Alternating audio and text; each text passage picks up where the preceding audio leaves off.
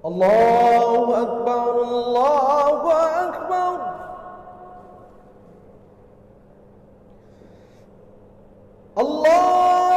Terjadi adalah tentang penundaan pembagian warisan dalam waktu yang lama. Jadi ketika ada orang yang meninggal dunia, lalu mereka tidak membagikan harta peninggalan orang tuanya. Bismillahirrahmanirrahim. Assalamualaikum warahmatullahi wabarakatuh. Alhamdulillah alladzi bi ni'matihi tatimmus shalihat wa bi fadlihi tatanazzalul barakat wal khairat wa bi taufiqihi tatahaqqaqul maqasid wal ghayat. Asyhadu an la ilaha illallah wa asyhadu anna Muhammadar Rasulullah. Allahumma salli wa sallim ala Sayyidina Muhammad wa ala alihi wa sahbihi ajma'in. Amma ba'du.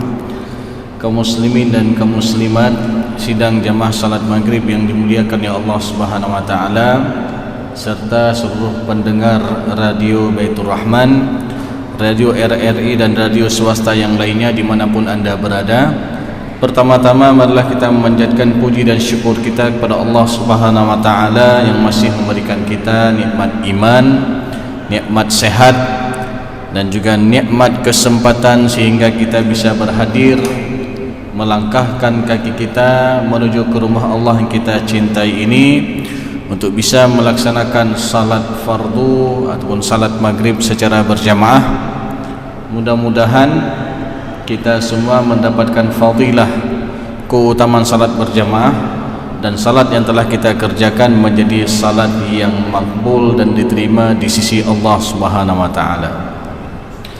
Salawat dan salam tak lupa pula kita sampaikan kepada Nabi Muhammad sallallahu alaihi wasallam, Rasulullah sebagai qudwah hasanah, Rasulullah sebagai suri tauladan yang baik yang patut kita contohi dalam kehidupan kita sehari-hari. Jemaah yang muliakan ya Allah Subhanahu wa taala, kembali kita melanjutkan kajian kita yang masih membahas seputar problematika pembagian harta warisan, hibah dan wasiat di dalam Islam, yang kurang lebih kita 2 pertemuan. Kebetulan qadarullah saya tidak bisa mengisi kajian ini karena ada beberapa kegiatan, termasuk memberikan pelatihan ilmu faraid kepada perangkat kampung yang ada di wilayah Aceh Timur, dan kegiatan ini juga dihadiri oleh seluruh perangkat kampung yang ada di daerah Idi Raya dan sekitarnya, yang melibatkan kurang lebih ada 500 peserta di 5 gelombang yang berbeda. Jadi jemaah yang muliakan ya Allah Subhanahu wa taala, tentu di sana juga kita menemukan banyak kasus-kasus yang sering terjadi di masyarakat berkaitan dengan permasalahan kewarisan. Termasuk di sana jemaah yang muliakan ya Allah Subhanahu wa taala, kasus yang banyak terjadi adalah tentang penundaan pembagian warisan dalam waktu yang lama. Jadi ketika ada orang yang meninggal dunia, lalu mereka tidak membagikan harta peninggalan orang tuanya dalam waktu yang lama. Ada yang penundaannya sampai 5 tahun, ada yang sampai 10 tahun, ada yang 15-17 tahun, ada yang sampai 20 tahun ya, baru mau dibagi harta peninggalan orang tuanya. Sehingga dalam hal ini jemaah yang muliakan ya Allah Subhanahu wa taala, ini rentan terjadinya permasalahan. Bahkan kasus yang sering terjadi diakibatkan penundaan pembagian warisan dalam waktu yang lama adalah berkenaan dengan terjadinya kematian berlapis. Jadi belum difaraidkan harta yang ditinggalkan oleh orang tua, salah satu ahli waris nanti meninggal dunia. Contoh misalkan seorang orang tua meninggal di tahun 2018, meninggalkan 5 orang anak. Dan dalam hal ini jemaah yang muliakan ya Allah Subhanahu wa taala, ini sering ditunda setahun 2 tahun. Katakanlah dalam kasus tadi 2018 meninggal orang tua, meninggalkan 5 orang anak, kemudian belum difaraidkan harta peninggalan orang tuanya yang meninggal di 2018 tersebut. Di tahun 2020 ketika masa Covid meninggal anak pertama, kemudian belum juga difaraidkan harta peninggalan orang tua. 2022 meninggal anak kedua. Kondisi hari ini baru di tahun 2024 baru mau difaraidkan harta peninggalan orang tuanya. Nah, ini juga sering terjadi permasalahan. Karena nanti ada sebagian yang mengatakan, apakah untuk yang meninggal ini tetap dihitung haknya ataupun dianggap sudah enggak dapat lagi, ya. Bahkan untuk keturunan yang meninggal ini dianggap sudah patah titi, kalau dalam istilah adat Aceh kita. Jadi hana merempak li bahkan kapatah titi. Padahal jemaah yang muliakan ya Allah Subhanahu wa taala, ketika meninggal orang tuanya ataupun dalam syarat kewarisan adalah penentuan ahli waris itu bukan ketika mau bagi, tapi penentuan ahli waris itu adalah ketika meninggal dunia si pewaris. Ketika meninggal dunia pewaris, siapa ahli waris yang hidup? Nah, jadi kalau kita kaitkan dengan kasus tadi, meninggal orang tua 2018, siapa yang masih hidup ahli warisnya? Semua masih hidup. Semua masih hidup. Walaupun dibagi hari ini di tahun 2024, kondisinya ada 2 orang ahli waris dari 5 orang anak tersebut meninggal dunia, maka untuk yang meninggal dunia ini tetap dihitung haknya. Karena dia termasuk memenuhi syarat mendapatkan warisan adalah hidupnya ahli waris ketika meninggal dunia si pewaris. Jadi ini jemaah yang muliakan ya Allah Subhanahu wa taala. Maka ini juga penting kita ketahui bersama jemaah yang muliakan ya Allah Subhanahu wa taala, bahwasanya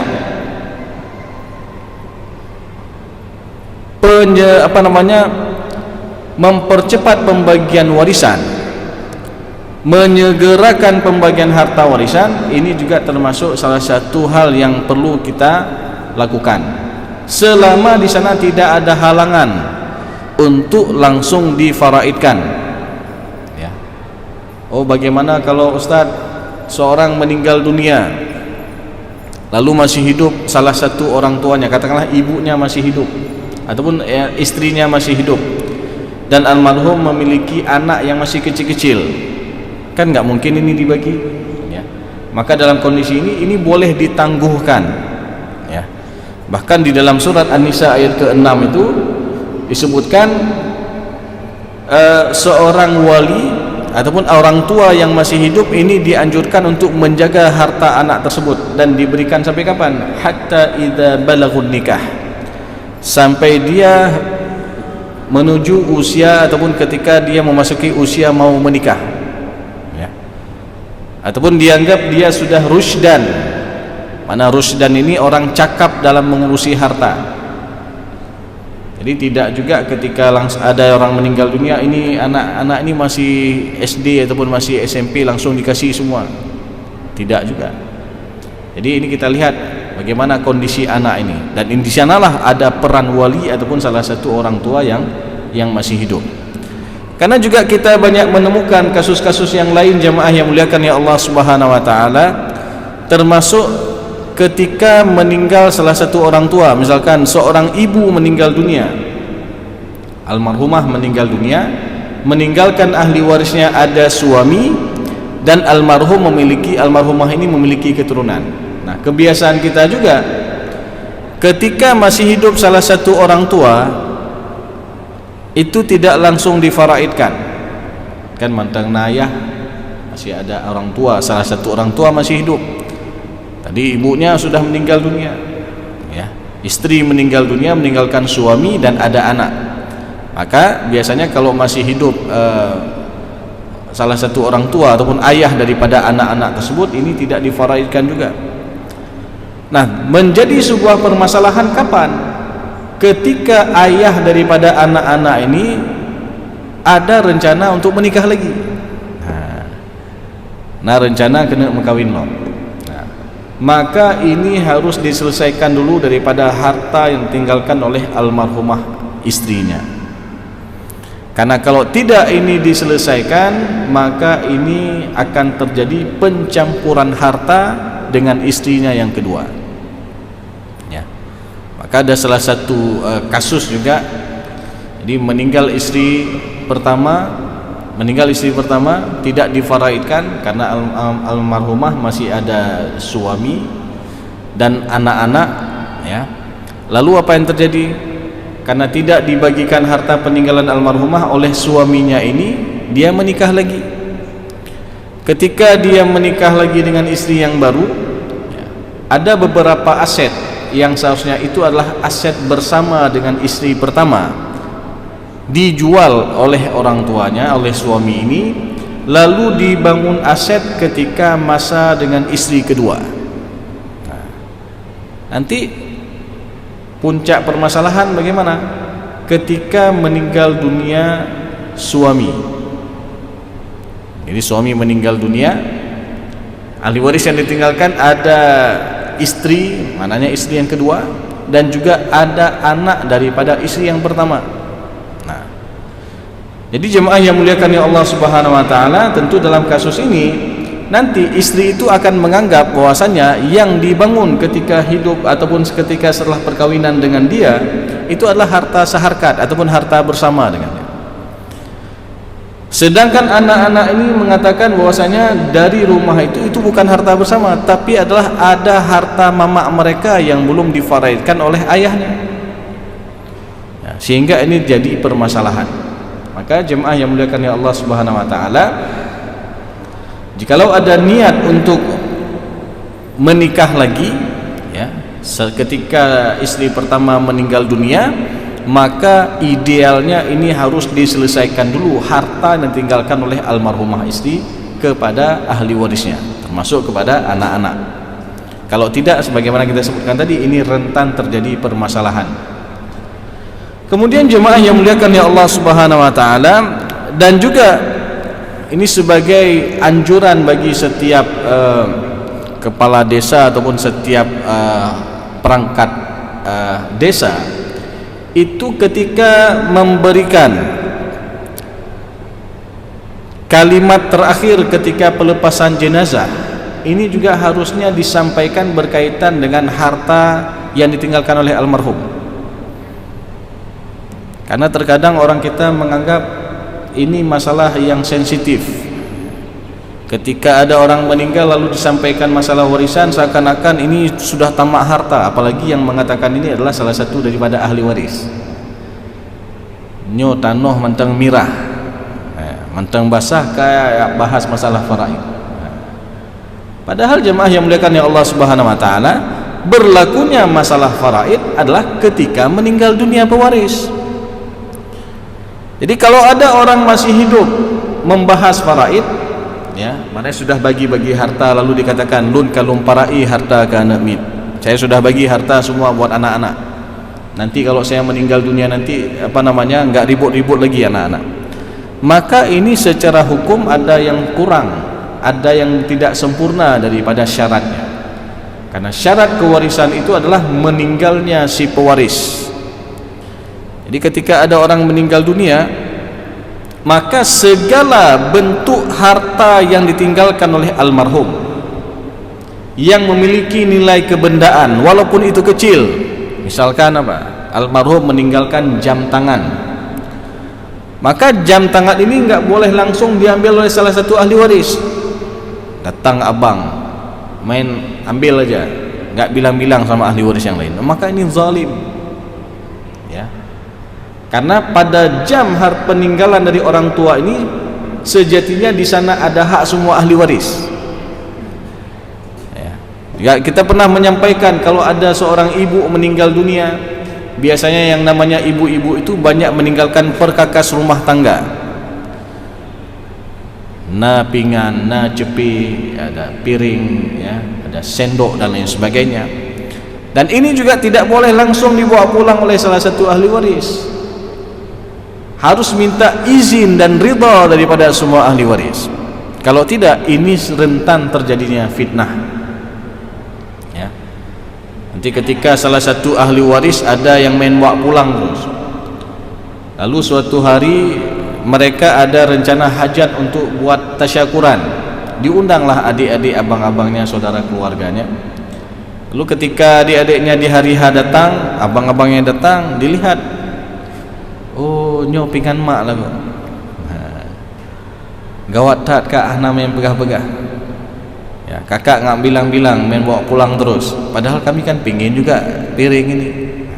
Ini rentan terjadi masalah. Nanti yang adik-adiknya cerita sama yang lainnya, cerita sama keluarga yang lainnya, sehingga ini jadi fitnah. Maka oleh karena itu jemaah yang muliakan ya Allah Subhanahu wa taala, dalam hal ini sudah menjadi kewajiban ya bagi setiap imam ya, baik imam kampung dan lain sebagainya, ini adalah untuk menyampaikan tentang masalah faraid ini ketika pelepasan jenazah. Apalagi jikalau almarhum ada meninggalkan hutang piutang, karena pelaksanaan pembagian warisan itu dilakukan setelah diselesaikan hutang piutang dan juga wasiat. Min ba'di wasiyatin yusi biha aw dain.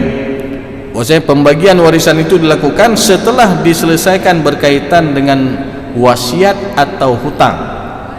Walaupun redaksi Al-Quran duluan disebutkan wasiat kemudian hutang, tapi dalam pelaksanaannya Rasulullah mengatakan hutang dulu baru wasiat. Karena bicara hutang ini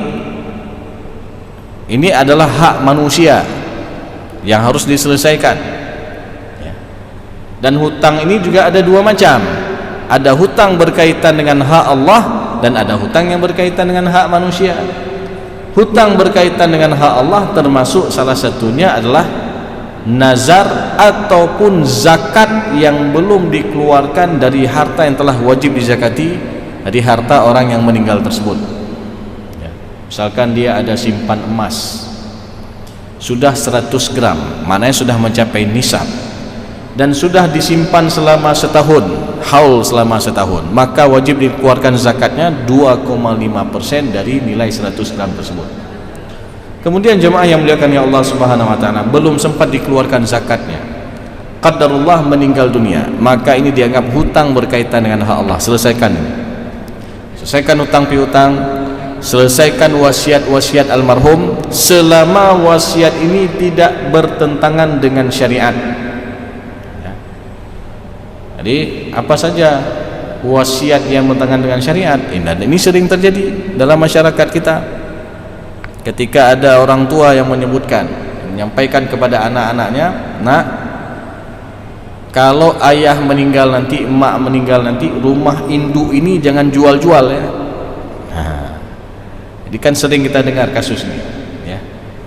Jadi rumah induk ini jangan jual-jual, tempat kalian duduk, tempat kalian silaturahim. Jadi jemaah yang muliakan ya Allah Subhanahu wa taala, tentu sepeninggal orang tuanya, yang namanya anak-anak ini kan kondisi ekonominya tidak sama semua. Ada yang mapan, ada yang kurang. Ada yang tinggal di lokasi harta peninggalan tersebut, di rumah itu. Ada juga karena kondisi tertentu dia harus merantau keluar, bahkan dia sewa rumah di luar daerah. Nah, maka ini akan memunculkan permasalahan. Nanti yang rantau tadi dia bilang sama abangnya yang di kampung, bang, itu rumah induk itu kan ada hak saya butuh harta, saya butuh uang nih dari hak saya tersebut, karena anak saya mau masuk sekolah, anak saya mau masuk kuliah dan lain sebagainya. Lalu karena abangnya juga dalam kondisi mapan, dia mengatakan kepada adiknya, dek, wasiat ayah nggak boleh jual-jual. Sehingga ini kan terjadi benturan. Yang satu mempertahankan wasiat, yang satu minta haknya. Kadang-kadang gara-gara wasiat orang tua ini begaduh anak, karu, ribut ya. Maka mana yang harus dipegang ini? Apakah wasiat almarhum ataupun harus difaraidkan kepada semua ahli waris? Maka dalam hal ini jemaah yang muliakan ya Allah Subhanahu wa taala, kalau kita melihat hukum asal daripada wasiat, dalam hadis Rasulullah SAW disebutkan, innallaha qad a'ta kulli dhi haqqin haqqahu fala wasiyata liwarithin. Sesungguhnya Allah telah menetapkan hak bagi tiap-tiap yang berhak, maka tidak boleh wasiat itu diberikan untuk ahli waris. Jadi kalau bicara hukum dasar wasiat, enggak boleh untuk ahli waris. Jadi untuk siapa juga wasiat itu? Wasiat harta itu adalah untuk selain ahli waris. Untuk anak angkat boleh kasih wasiat karena dia bukan termasuk ahli waris. Untuk anak tiri boleh kasih wasiat karena dia bukan termasuk ahli waris. Untuk ponaan misalkan, dia bukan termasuk ahli waris, boleh kasih. Untuk kemaslahatan umat, kasih buat masjid, untuk lembaga tahfiz, lembaga pendidikan agama dan sebagainya, itu boleh wasiat. Dan dalam pemberian wasiat ini juga enggak boleh semua harta, ada batasan maksimal yaitu 1/3. Nah, jadi ini jemaah yang muliakan ya Allah Subhanahu wa taala. Secara hukum asal bahwasanya tidak boleh wasiat harta itu kepada ahli waris.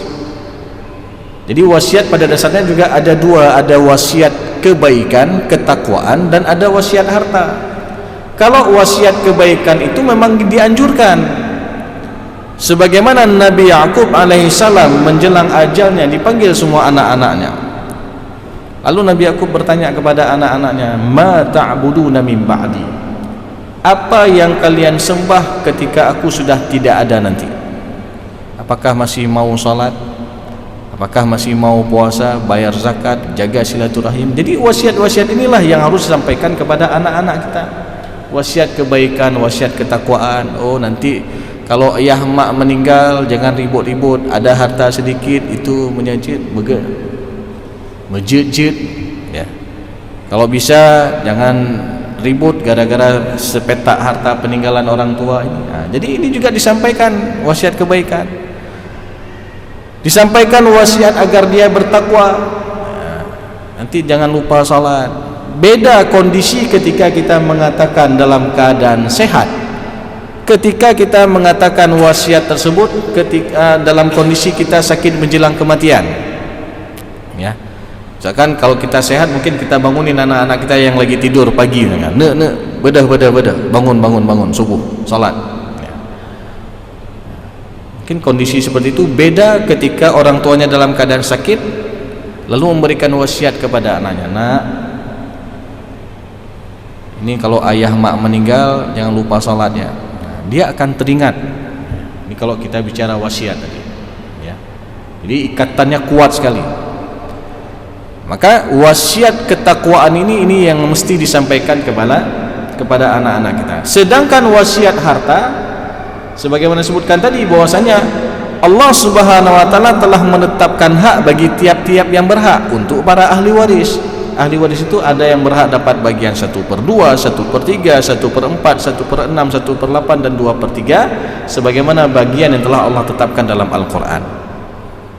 Ya, innallaha qad a'ta kulli dhi haqqin haqqahu fala wasiyata liwarisin. Sehingga enggak boleh wasiat itu untuk ahli waris.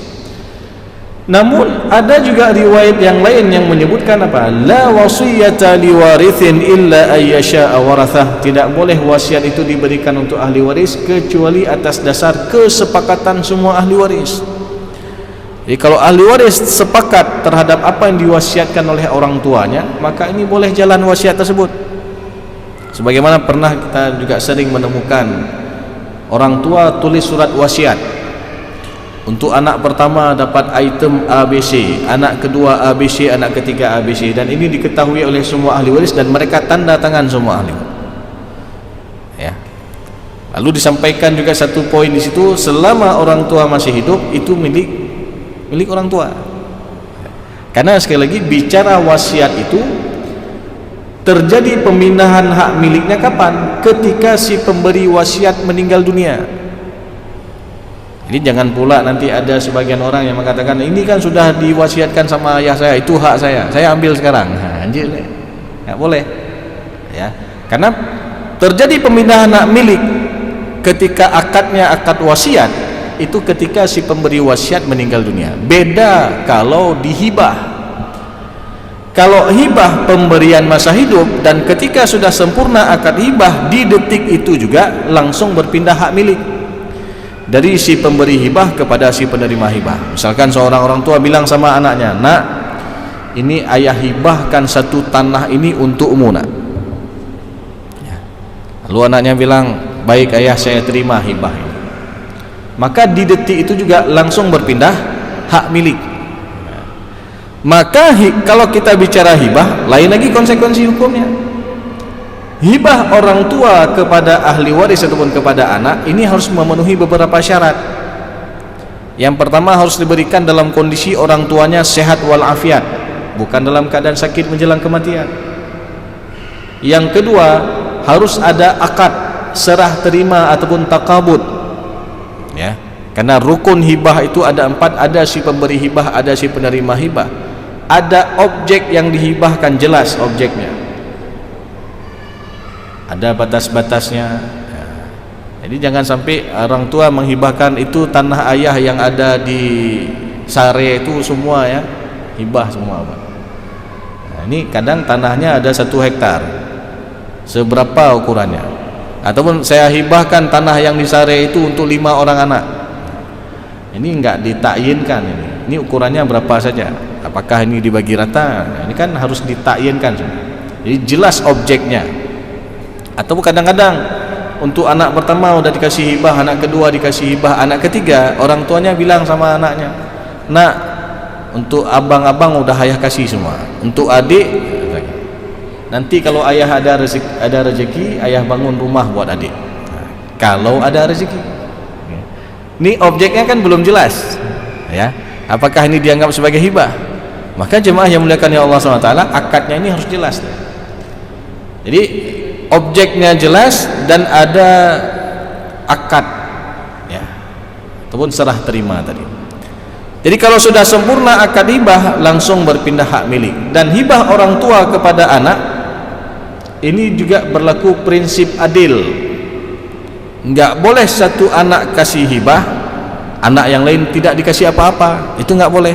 Dan ini terjadi di masa Rasulullah SAW ketika Nu'man ibnu Bashir memberikan pemberian kepada salah satu anaknya. Lalu Rasulullah tanya kepada Nu'man ibnu Bashir, "Apakah engkau memberikan pemberian kepada anak-anakmu yang lain?" Lalu dia mengatakan, "Tidak ya Rasulullah." Maka Rasulullah katakan apa? "I'dilu baina auladikum." Berlaku adilah kamu terhadap anak-anakmu. Bahkan dalam riwayat yang kedua Rasulullah menyebutkan, "Farji'hu." Tarik kembali apa yang telah kamu hibah itu. Sehingga ini menjadi dalil boleh tarik hibah khusus orang tua terhadap anak. Tapi ini enggak berlaku untuk yang lain. Jangan sudah dihibah buat masjid, dengar ceramah ini dipotong-potong, lalu dia bilang, "Oh, boleh tarik hibah rupanya." Hanjir, ya. Kalau udah dikasih buat masjid enggak boleh tarik hibah. Karena orang yang sudah hibah itu selain kepada anak disebutkan apa? Al-aidu fi hibatihi. Orang yang menarik hibah, ya, pemberian hibah setelah dia menghibahkan itu maaf seperti anjing yang muntah kemudian dia menjilat muntahnya sendiri. Maknanya sebegitu hinanya orang yang sudah kasih hibah lalu dia tarik kembali. Pengecualian antara orang tua terhadap anak, karena ini ada dalil yang mengkhususkannya, ya. Kasus Nu'man ibnu Bashir tadi. Jadi jemaah yang muliakan ya Allah Subhanahu wa taala, dan yang terakhir, hibah orang tua kepada anak enggak boleh dengan niat mengharamkan hak daripada ahli waris yang lain.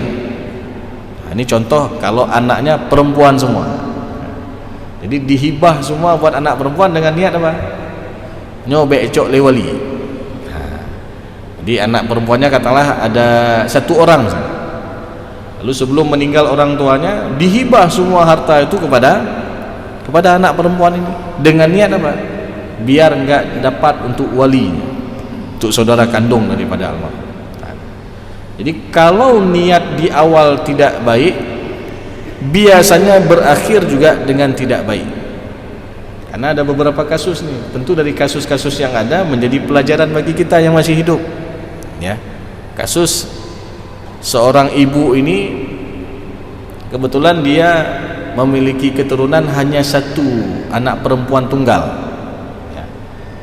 Lalu kebetulan suaminya sudah meninggal dunia, lalu sampai anak perempuan ini ya sudah menikah, masih tinggal satu rumah dengan mamanya, sampai sudah ada keturunan lagi, ada cucu ibu ini. Jadi suatu hari anak perempuan ini bilang sama maknya, "Mak, mama kan sudah tua, Mak. Kalau bisa rumah induk ini, Mak balik nama aja atas nama adik. Karena nanti kalau emak meninggal nggak mau urusan sama wali." Kan kalau secara hak faraid, kalau seorang meninggal dunia meninggalkan seorang anak perempuan dan ada wali, maka anak perempuan itu dapat bagian setengah, 50%. 50% lagi menjadi hak milik saudara dan saudari kandung daripada almarhum yang meninggal dunia ataupun hak wali. Nah, lalu ketika itu mendengar anak ini mengatakan, ya orang tuanya betul juga ya. Nah, akhirnya apa? Dibaliklah sertifikat rumah itu atas nama anak perempuan ini dengan dibuatkan akte hibah. Ya. Nah, lalu apa yang terjadi? Beberapa tahun setelah dibalik sertifikat rumah atas nama anak perempuan ini, apa yang terjadi? Qadarullah, rupanya duluan meninggal anak perempuan ini daripada mamanya. Jadi yang namanya ajal ini kita nggak tahu. Belum tentu ajal ini yang lebih tua duluan menghadap Allah. Ada juga yang kondisi tertentu anak muda juga duluan meninggal dari orang tuanya. Ya.